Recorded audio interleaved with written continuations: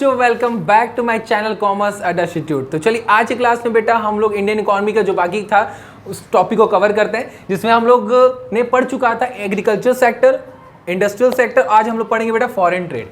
तो चलिए आइए स्टार्ट करते हैं बेटा। ड्यूरिंग द ब्रिटिश रूल यानी कॉलोनियल रूल के समय हमारे जो अंग्रेज जो थे उनके समय हमारा जो फॉरेन ट्रेड क्या कंडीशन जरा हम उसको जानते हैं, ठीक है। तो आइए कह रहा है India has become an important trading nation. हमारा भारत था बेटा वो बहुत इंपॉर्टेंट ट्रेडिंग नेशन के नाम से था सिंस एंशिएंट टाइम। पहले के समय में जब भारत में ब्रिटिशर नहीं थे ना प्रिया, तो उस समय की बात बता रहा है कि हमारा जो इंडिया था वो इंडिया क्या था, इंपॉर्टेंट नेशन के नाम से जाना जाता था, ट्रेडिंग नेशन के नाम से जाना जाता था, ठीक है। अच्छा व्यापार सब कुछ चल रहा था। लेकिन जब हमारे भारत में ब्रिटिशर ने अटैक किया और अपना कॉलोनियल रूल जमाने लगे, तो उस समय बेटा क्या हुआ कि कह रहा है हाउएवर द रिस्ट्रिक्टिव पॉलिसीज, कई सारे पॉलिसीज लगा दिए, नियम कानून लगा दिए, अडॉप्ट कर लिए, adopted by the colonial government. कौन से गवर्नमेंट बेटा मान्य? Colonial government, it means British government. उन्होंने कई सारे रिस्ट्रिक्टिव पॉलिसीज लगा दिया।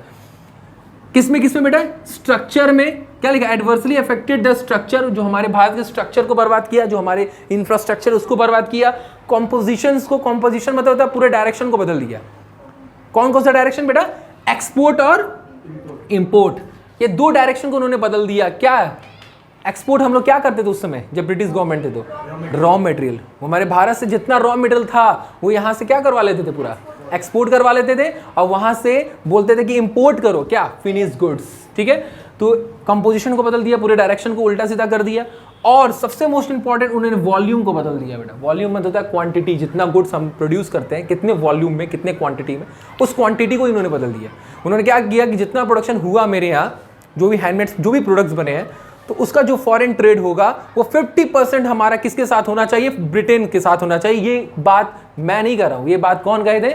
ब्रिटिशर ने कहा था कि हमारे यहाँ जितना वॉल्यूम में 50% प्रोडक्शन है वो हमारा फॉरेन ट्रेड किसके साथ हो? ब्रिटिशर के साथ हो। क्लियर? एंड जो रिमेनिंग है वो बाकी अदर कंट्री के साथ होगा, लाइक चाइना, ईरान, ये सब हम लोग आगे पढ़ेंगे, उनके साथ बाकी जो रिमेनिंग प्रोडक्शन हुआ था उनके साथ होगा। तो उन्होंने क्या किया, पूरे इंडियन फॉरेन ट्रेड को पूरा ही बदल दिया, पूरा खराब कर दिया ब्रिटिशर ने। अब जरा जानते बेटा क्या पुअर सिचुएशन था इंडिया फॉरेन ट्रेड का ड्यूरिंग द ब्रिटिश रूल के समय। तो 3 पॉइंट्स बेटा आपको एग्जाम में देने, ये एकदम दिमाग में बेटा बैठा लीजिएगा। पहला है बेटा कि हमारा जो भारत था वो एक्सपोर्टर था प्राइमरी प्रोडक्ट का, और इंपोर्टर था किसका बेटा? फिनिश गुड्स का। Clear? Second, monopoly control of British. क्या ये बात सही है? मोनोपोली मतलब सिंगल कंट्रोल। हमारे जो ब्रिटिशर थे हमारे भारत में आके पूरा अपना सिंगल कंट्रोल बना लिए। और वही चीज़ इसमें बोला जाएगा जो हम अभी आपको बताए हैं कि 50% प्रोडक्शन जो हमारा है फॉरेन ट्रेड किसके साथ हो? ब्रिटेन के साथ हो। किसके साथ हो बेटा? ये पूरा रिस्ट्रिक्टिवली कहा था उन्होंने कि मेरे साथ होना चाहिए पूरा, जो हमारा यानी इंडिया का जितना भी प्रोडक्शन है वो फॉरेन ट्रेड अगर उनका होगा एक्सपोर्ट इंपोर्ट, तो 50% मेरे साथ होगा, बाकी जो बचेगा वो अदर कंट्री के साथ होगा। क्लियर? तो अपने पूरा कंट्रोल बना लिया ना monopoly. And third, drain of Indian wealth during the British rule. British rule के समय हमारे भारत का जो वेल्थ है, वेल्थ मीन्स प्रॉपर्टीज, मनी, पैसा, जो भी है मुद्रा है, उनको उन्होंने पूरा ड्रेन कर लिया, पूरा ले लिया। मतलब ये कि हमारे भारत से थोड़ा बहुत भी जो मुनाफा हो रहा था, रॉ मटेरियल ही मान लो एक्सपोर्ट कर रहे हैं बेटा, तो थोड़ा बहुत तो होगा ना, भले हम रॉ मटेरियल ही कर रहे हैं, कम ही हो रहा होगा पैसा, लेकिन थोड़ा बहुत प्रॉफिट हो रहा होगा। तो जितना भी थोड़ा बहुत भी हो रहा था बेटा, वो भी वो लोग ले रहे थे। और कहाँ यूज़ कर रहे थे? अपने ब्रिटेन के एक्सपेंस में यूज़ कर रहे थे, अपने ब्रिटेन के वॉर में यूज़ कर ले रहे थे, अपने ब्रिटेन के डेवलपमेंट में यूज़ कर ले रहे थे हमारा जो वेल्थ था। समझ गए? ये 3 पॉइंट बेटा हमारा है इंडियन फॉरेन ट्रेड के बारे में बात कर रहा है। कुल मिला के हमारे ब्रिटिश गवर्नमेंट के समय, ब्रिटिशर के समय हमारे भारत का फॉरेन ट्रेड भी बेकार हो गया। विदेशी व्यापार जो हमारा था वो भी खराब कर दिया इन्होंने। ठीक है, तो चलिए आइए पहला पॉइंट हम लोग स्टार्ट करते हैं। ठीक है प्रिया, क्या लिखा है बेटा? पहला, exporter of primary product and importer of finish goods. हमारा भारत जो थे, हमारे भारतीय जो सिटीजन थे वो हमारे क्या थे? एक्सपोर्टर थे प्राइमरी प्रोडक्ट मतलब से रॉ मटेरियल। ठीक है, रॉ मटेरियल के एक्सपोर्टर थे, और इंपोर्टर किसके थे? फिनिश गुड्स के थे। तो देखिए पहला पॉइंट क्या बता रहा है? ठीक है, वही चीज हमने आपको बताया कि India become an exporter of primary product. हमारा जो भारत जितने भारत के सिटीजन थे वो क्या थे, एक्सपोर्टर थे प्राइमरी प्रोडक्ट के।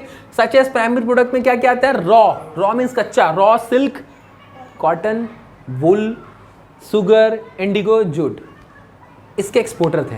और ये सब क्या है, कौन सा क्रॉप है, कैश क्रॉप है। वेरी गुड मान्य, क्या है बेटा, कैश क्रॉप है। क्लियर है बेटा, जो कि एग्रीकल्चर सेक्टर में हम पढ़े थे कि कॉमर्शलाइजेशन ऑफ एग्रीकल्चर सेक्टर, यानी कि उन्होंने क्या किया, हमारे एग्रीकल्चर को कॉमर्शलाइज बना दिया, पूरा बिजनेस बना दिया। मतलब कि उन्होंने हमारे फूड क्रॉप को कैश क्रॉप में कन्वर्ट कर दिया, है ना। तो वही चीज़ उन्होंने बता रहा है कि वो जो कैश क्रॉप में कन्वर्ट किया था, जो हमारे फार्मर से जो प्रोडक्शन करवाते थे कैश क्रॉप का, वो क्यों करवाते थे, अपने लिए करवाते थे। क्यों करवाते बेटा, अपने लिए, ताकि बन जाए तो भाई वहाँ रॉ मटेरियल सप्लाई हो जाए।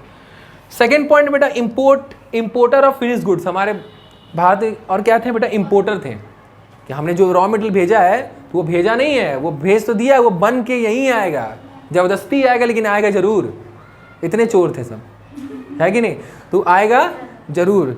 वो भी सोचेंगे देखेंगे तो कहेंगे कि चोर बना है। तो बेटा समझ गए, तो यानी इंपोर्टर थे हम लोग, फिनिश गुड्स के इंपोर्ट कर रहे थे। फिनिश गुड्स में लाइक क्या क्या, कंज्यूमर गुड्स, जो कंज्यूमर एक बार यूज़ करेगा काम खत्म, है ना, वन टाइम यूज वाला। लाइक क्या क्या, cotton, silk, woollen clothes, cotton, silk, woollen clothes, कपड़ों को हम लोग क्या करते हैं, इंपोर्ट करते थे। और कैपिटल गुड्स में क्या क्या करते, लाइक मशीनरी करते थे। क्या करते बेटा, मशीनरी को इंपोर्ट यहाँ करते थे हम लोग, फिनिश गुड्स को। सब कुछ वहाँ बन के यहाँ आ रहा है, मेरे ही दिया हुआ है, जो कि कहाँ प्रोड्यूस हुआ था, प्रोड्यूस्ड इन ब्रिटिश इंडस्ट्री, जो ब्रिटिश इंडस्ट्री में प्रोड्यूस हुआ, अब बन के हमने यहाँ इंपोर्ट कर लिया हाई प्राइस में। तो पूरा हमारा फॉरेन ट्रेड बेकार हो रहा है कि नहीं हो रहा है, मेरा फ़ायदा ही नहीं दिख रहा है। क्या फ़ायदा दिख रहा है बेटा आप लोगों को, कहीं भी दिख रहा है बेटा, बताइए अभिषेक, नहीं दिख रहा है। चलिए, तो वही चीज़ है कि हमारा पूरा फ़ायदा ही खत्म। उसके बाद थर्ड पॉइंट बेटा ये है, जो कि ऑलरेडी आप लोग पढ़ चुके हैं इंडस्ट्रियल सेक्टर में, डिस्क्रिमिनेटरी ऑफ टैरिफ पॉलिसी, याद है ना। तो उसी में ये वापस रिपीट कर रहे हैं, क्या लिखा है, tax free of raw material.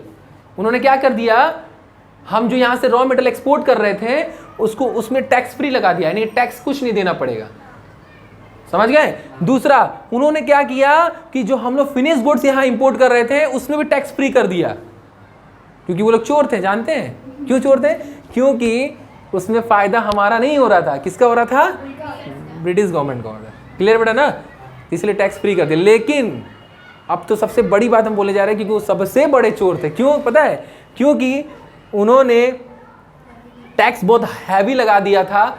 किस में लगा दिया था, एक्सपोर्ट ऑफ फिनिश गुड, जो हमारे यहाँ से बन के जा रहा है, हैंडीक्राफ्ट प्रोडक्ट्स, जो भी हैंडमेड प्रोडक्ट, हैंडलूम्स, वो वहाँ जा रहा है, तो उसमें टैक्स जा लगा दिया। क्यों पता है, क्योंकि वो लोग चोर थे, नहीं क्योंकि फ़ायदा इसमें हम लोग का होने वाला था, इसलिए उन्होंने टैक्स इसमें ज़्यादा लगा दिया, है कि नहीं कांक्षा बेटा।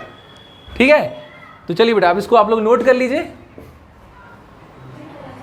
तो चलिए बेटा, फॉरेन ट्रेड का हमारा सेकंड जो पुअर सिचुएशन था वो क्या था बेटा, हमारा monopoly control of the British rule. हमारे ब्रिटिश रूल का पूरा मोनोपोली कंट्रोल हो गया था। किस में हो गया था, भारत के एक्सपोर्ट इंपोर्ट पे। यानी कुल मिला के यहाँ बात किसकी कर रही है, किसका हो रहा है बेटा, फॉरेन ट्रेड का, कि हमारे भारत के, इंडिया के फॉरेन ट्रेड में पूरा मोनोपोली कंट्रोल, यानी पूरा सिंगल कंट्रोल पूरा जमा लिया इसने, ब्रिटिशर ने। ठीक, तो आइए जरा देखते बेटा क्या लिखा हुआ था। British government maintain the monopoly control, जो हमने बताया अभी, पूरा मोनोपोली कंट्रोल बना लिया था over the India's export and import, Bharat के एक्सपोर्ट इंपोर्ट पे, यानी भारत के फॉरेन ट्रेड पे पूरा हक जमा लिया था उन्होंने। ठीक है, उसके बाद देखिए बेटा, इसमें दो पॉइंट इसमें है। इससे पहला पॉइंट जो हमने बताया था बेटा आपको, क्या कह रहा है कि द मोर देन 1.5 मतलब होता है 50%। बेटा क्या होता है आकांक्षा, 50%। कह रहा more than 1.5 of the India's foreign trade, हमारे भारत का जो फॉरेन ट्रेड हो रहा था, समझ गए, हमारे भारत का जो हमारा फॉरेन ट्रेड हो रहा था, जो भी हैंडलूम्स प्रोडक्ट बना रहे थे, उसमें 50% से ज्यादा जितना प्रोडक्ट था उसका फॉरेन ट्रेड डायरेक्ट किसके साथ होना चाहिए, ब्रिटिश सरकार के साथ होना चाहिए, यानी ब्रिटेन कंट्री के साथ होना चाहिए। ये किसने कहा, ब्रिटिशर ने कहा, डायरेक्ट इन्होंने कहा है। देखिए क्या कहा है कि more than 50% of the foreign trade was restricted to Britain. 50% से ज्यादा भारत का जो भी प्रोडक्ट होगा फिनिश गुड्स, उसका जो एक्सपोर्ट इंपोर्ट होगा, वो उसका जो फॉरेन ट्रेड होगा, वो डायरेक्ट सिर्फ और सिर्फ ब्रिटिश सरकार के साथ होना चाहिए। मोर देन 50% प्रोडक्ट्स का, वॉल्यूम्स का। ठीक है, और जो बचा हुआ प्रोडक्ट्स होगा वो किसके साथ होगा बेटा, फॉरेन ट्रेड अदर कंट्री के साथ। अदर कंट्री में लोग लाइक कौन, चीन, श्रीलंका या ईरान। ये 3 अदर कंट्री हैं जहां पर बचे हुए प्रोडक्ट्स का फॉरेन ट्रेड हमारे भारत सरकार के द्वारा किया जाएगा उनके साथ, ये अदर 3 कंट्री के साथ। क्लियर? अब मोर देन 50% प्रोडक्ट्स का फॉरेन ट्रेड किसके साथ होगा बेटा? ब्रिटेन के साथ होगा। ये एकदम मोनोपोली हक जता के उन्होंने बोला, ताकि पूरा फायदा कौन उठा सके? ब्रिटिश सरकार उठा सके और कोई ना उठा सके। समझ गए मेरी बात? चलिए, उसके बाद है बेटा सबसे मोस्ट इंपॉर्टेंट कि यहां पर ये चीज बच्चों को बहुत ज्यादा प्रॉब्लम क्रिएट करता है, स्विस कैनाल वाला क्या मैटर है, ध्यान समझिएगा। क्या है? The opening of the Swiss canal. हमारे भारत में, मतलब हमारे उस समय ब्रिटिश कॉलोनियल रूल के समय स्विस कैनाल का जो ओपनिंग हुआ था वो 1869 में हुआ था। समझ गए? कब हुआ था? 1869 में। Serve as a direct route, एक डायरेक्ट रूट क्रिएट किया गया था, एक डायरेक्ट रास्ता खोला गया था बेटा, ताकि ट्रांसपोर्ट जल्दी हो सके, कम प्राइस में हो सके। शिप ऑपरेटिंग बिटवीन किसके किसके बीच में? इंडिया और ब्रिटेन के बीच। मतलब हमारे भारत से जो भी रॉ मटेरियल एक्सपोर्ट हो रहा था, फिनिश गुड्स इंपोर्ट हो रहा था, तो उसके लिए एक डायरेक्ट रूट खोल दिया गया जिसका नाम रखा गया स्विस कैनाल। कैनाल का मतलब क्या होता है? एक आर्टिफिशियल पाथ जो कि खुद जो इंसान बनाता है, भगवान नहीं बनाता। जो भगवान बनाता है तो वो तो नेचुरल होता है। एक आर्टिफिशियल पाथ होता है, एक आर्टिफिशियल कैनाल होता है, रास्ता इंसान तोड़ के रास्ता बनाता है, उसको कहते हैं कैनाल। इसका नाम रखा गया था स्विस कैनाल, जो स्पेशली किस लिए बनाया गया था बेटा? कि हमारे भारत से रॉ मटेरियल को जल्दी जल्दी एक्सपोर्ट किया जाए।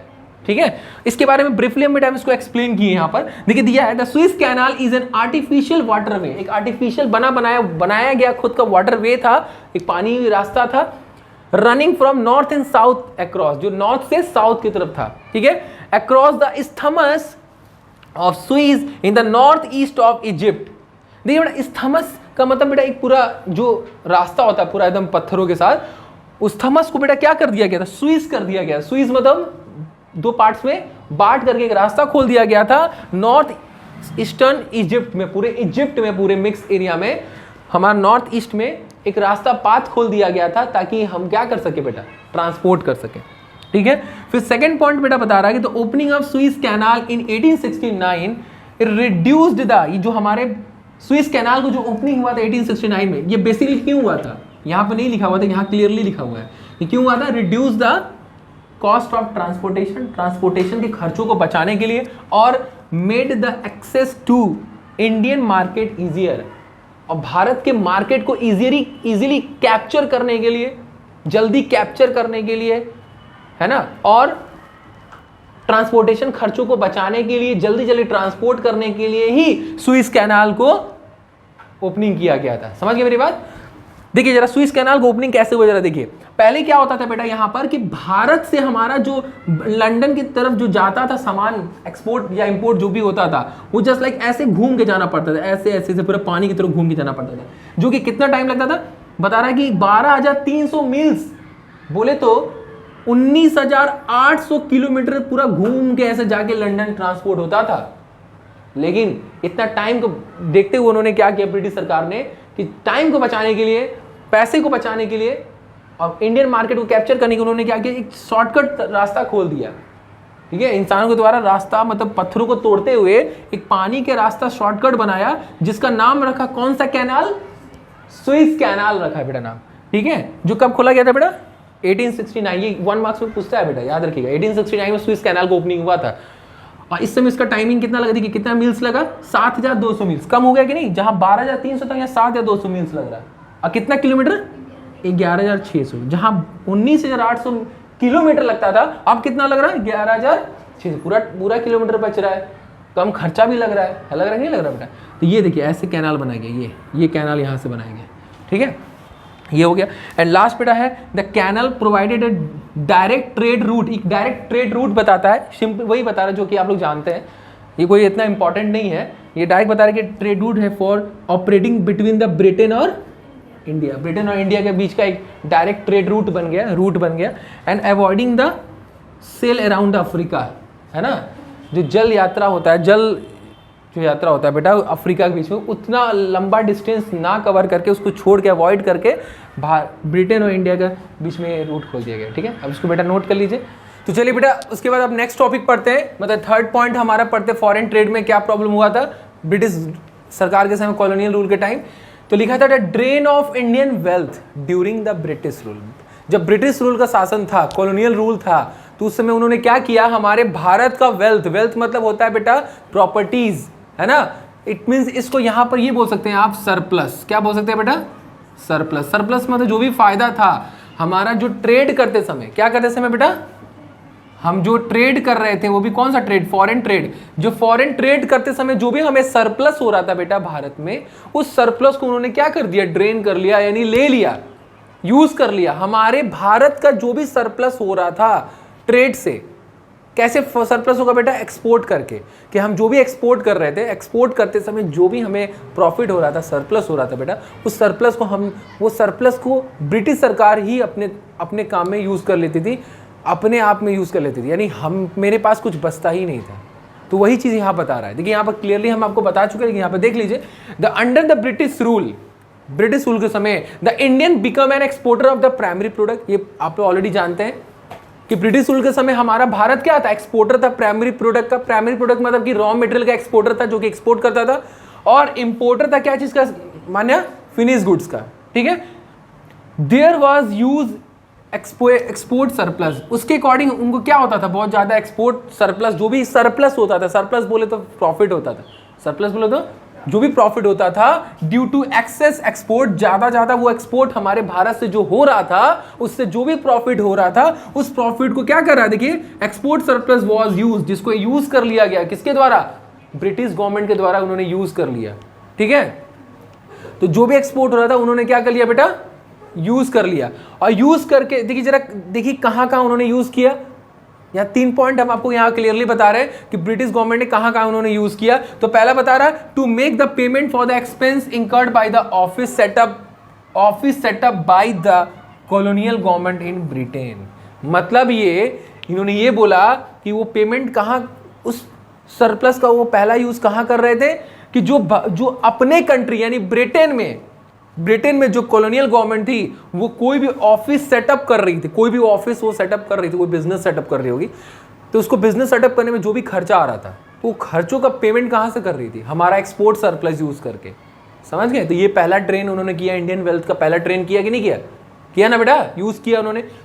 सेकेंड, द मीट एक्सपेंस, यानी उन्होंने दूसरा एक्सपेंस कहां पेमेंट किया, on the war fought by the British government, यानी ब्रिटिश गवर्नमेंट के द्वारा, यानी ब्रिटिश सरकार, ब्रिटेन जिस भी कंट्री के साथ वो फाइट कर रहे थे, जिसके साथ भी उनका फाइटिंग चल रहा था, तो फाइटिंग में जो भी उनका खर्चा आ रहा था, उस खर्चों का पेमेंट भी वो कहां से कर रहे थे, हमारे एक्सपोर्ट सरप्लस से कर रहे थे। नहीं समझे, समझ गए ना। यानी जो भी हमारा एक्सपोर्ट सरप्लस था वो कहां यूज कर ले रहे थे, अपने लड़ाई में यूज कर रहे थे, लड़ाई में जो भी उनको इक्विपमेंट, या जो भी वॉर के लिए, लड़ाई के लिए जो भी इक्विपमेंट चाहिए था, उसमें यूज कर ले रहे थे। थर्ड पॉइंट है, the import of invisible item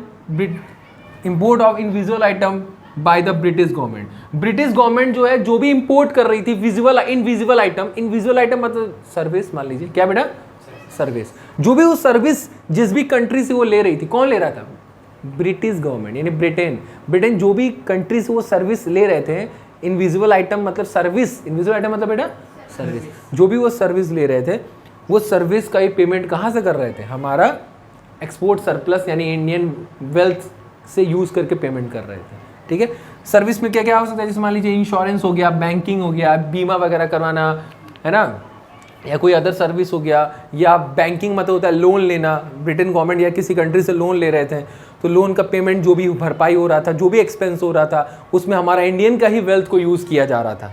समझ गए। तो कुल मिला के हमारे भारत का जो भी वेल्थ था उन्होंने क्या किया, यूज़ किया अपने कंट्री के खर्चों में। ठीक है, तो ये आज के टॉपिक में बेटा हम लोगों ने ये पढ़ा कि फॉरेन ट्रेड, यानी कि हमारे भारत का जो भी विदेशी व्यापार हो रहा था, जो भी हम अपने भारत से एक्सपोर्ट इंपोर्ट कर रहे थे, जिसको हम लोग फॉरेन ट्रेड कहते हैं, उस फॉरेन ट्रेड को भी उन्होंने क्या कर लिया, बर्बाद कर दिया ब्रिटिश गवर्नमेंट ने। समझ गए, जिसमें हम लोग 3 पॉइंट बेटा हम लोग पढ़े। पहला हम लोग क्या पढ़े कि क्या क्या प्रॉब्लम क्रिएट हुआ 3 पॉइंट्स में। पहला कि हमारा भारत क्या था, exporter of primary product and importer of finish goods, है ना। दूसरा हमने पढ़ा कि monopoly control over the government, monopoly control of British government, यानी ब्रिटिश गवर्नमेंट ने क्या किया, हमारे भारत में पूरा मोनोपोली कंट्रोल बना लिया, अपना पूरा हक जमा लिया, है ना। तीसरा हमने अभी जो पढ़ा, drain of Indian wealth during the British rule. British rule के समय जो हमारे इंडिया का वेल्थ था, हमारा जो सरप्लस था, एक्सपोर्ट सरप्लस था, जो भी फ़ायदा होता था उन्होंने वेल्थ को यूज़ करके अपना ब्रिटिश इकोनॉमी को डेवलप करने में लगा दिया। ठीक है, तो हमने बेटा 3 टॉपिक हम इस मतलब यहाँ तक वीडियो तक हम लोगों ने कवर किया है। पहला हम लोगों ने एग्रीकल्चर सेक्टर पढ़ लिया, दूसरा हम लोगों ने इंडस्ट्रियल सेक्टर पढ़ा, एंड देन अभी हम लोगों ने पढ़ा फॉरेन ट्रेड। ठीक है, नेक्स्ट वाली क्लास में बेटा हम लोग पढ़ेंगे डेमोग्राफिक कंडीशन। ठीक है, तो आई होप आप लोगों को वीडियो बहुत अच्छा लगा हो, तो इसको ज़्यादा ज़्यादा शेयर करिएगा और लाइक करिएगा। तब तो मिलते हैं नेक्स्ट वीडियो में, तब तक बाय बाय।